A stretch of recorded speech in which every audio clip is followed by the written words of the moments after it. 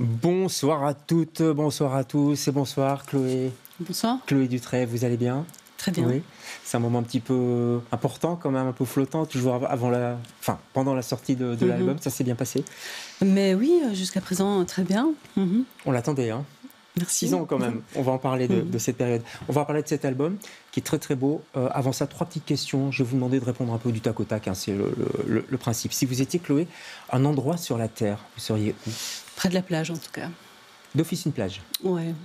Et plutôt vers le soleil, ouais. Là où il fait chaud et ouais, près de la mer. Pas trop coccyde ou knock, quoi. Un peu moins, ouais. D'accord. Si vous étiez un sentiment, vous seriez un sentiment, la passion. Ah ouais, il en faut, hein. C'est précieux. Il en faut pour faire ce que vous faites, entre autres. Et si vous étiez un album électro de référence? Un album électro de référence, un bel album de Rhône, par exemple. Ah ouais. N'importe quel album de Rhône? On prend tout? Pas n'importe lequel, mais... Celui avec la troupe de...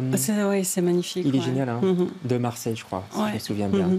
Allez, on prend ça. En tout cas, votre album est très beau aussi. Ça s'appelle La Lueur. Et vous êtes Chloé, l'invitée de LCR, ce soir.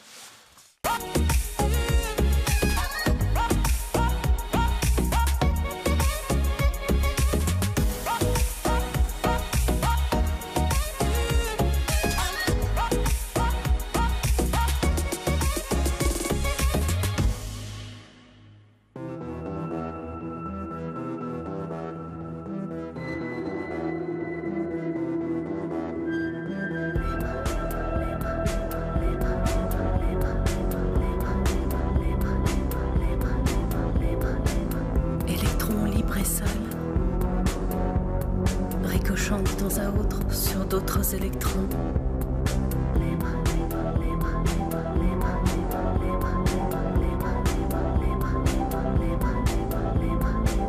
Aimanté mystérieusement.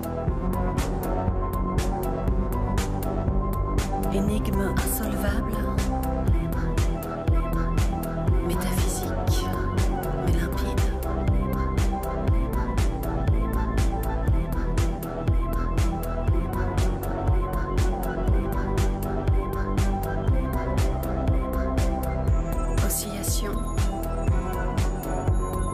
Danse du chaos,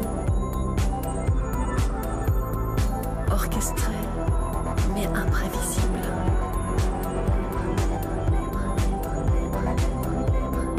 Luminescence, accélération incontrôlable.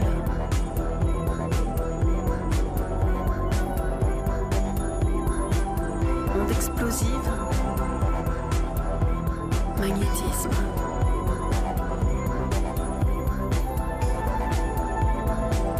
Imminence du choc.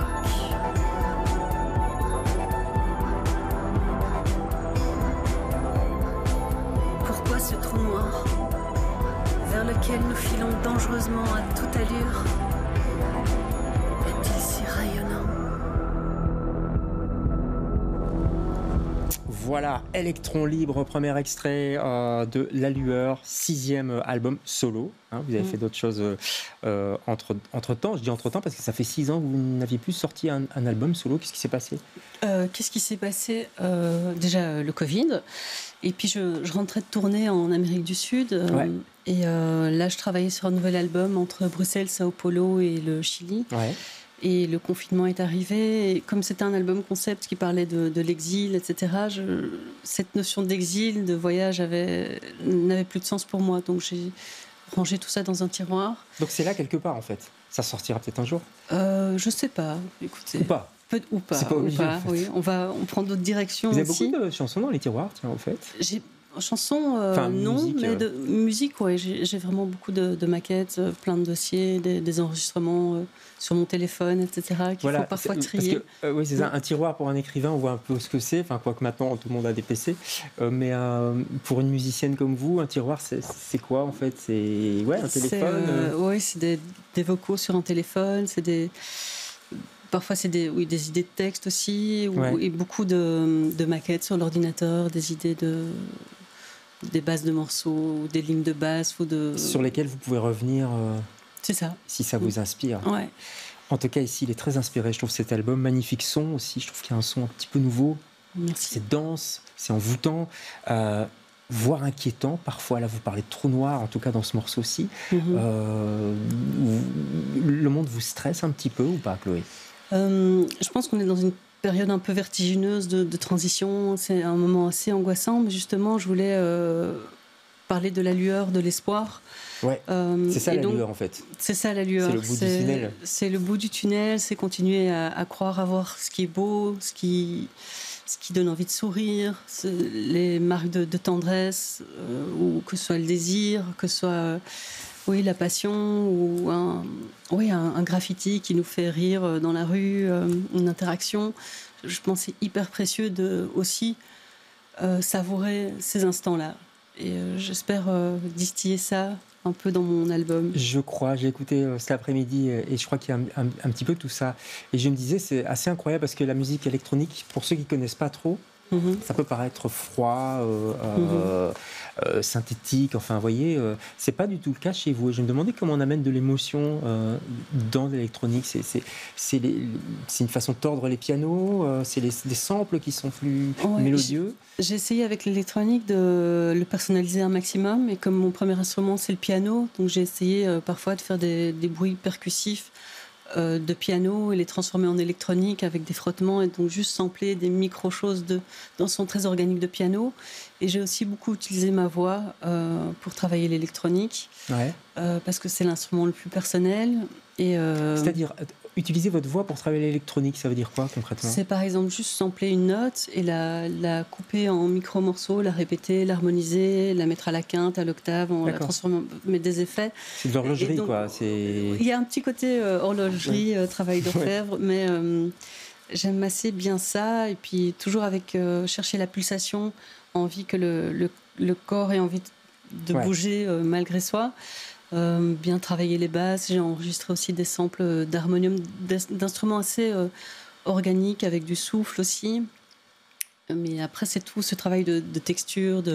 C'est vrai qu'il y a la texture, il y a aussi le rythme, le beat, parce que c'est quand même la musique pour dance floor aussi. Ça représente quoi le dance floor aujourd'hui? Je crois que vous êtes encore DJ set, non? De temps en temps, on me demande de faire des DJ sets et ça m'amuse beaucoup, donc n'hésitez pas. Mais c'est pas, je me sens pas du tout DJ. Je suis musicienne. D'ailleurs Pierre Marino Smet qui lui l'est et qui travaille beaucoup avec vous aussi. Oui, on travaille beaucoup ensemble. Il fait d'ailleurs des vidéos pour mes décors de scène pour les concerts, etc. On bosse souvent ensemble.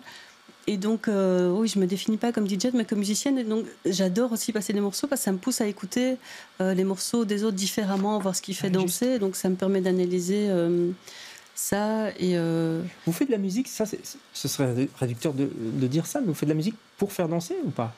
Non. Pas spécialement.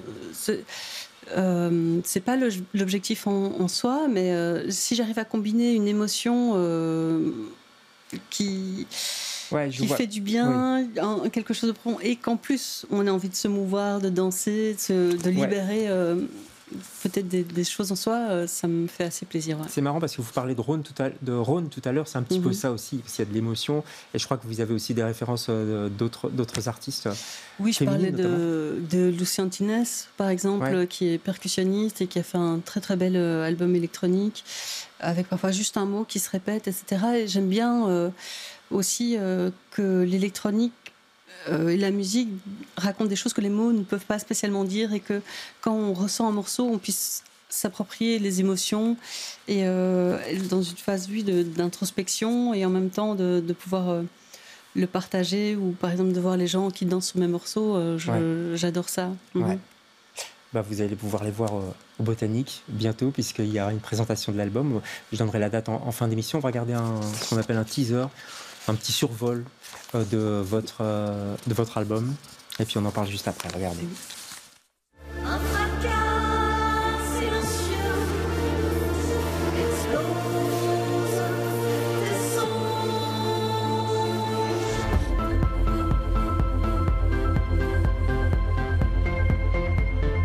Ton souffle, ton souffle, ton souffle, ton souffle, ça met là au mien.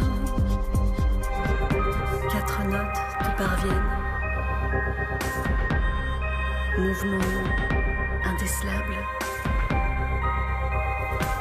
Sous ta peau, sous ta peau, sous ta peau. Sous ta peau, sous ta peau, sous.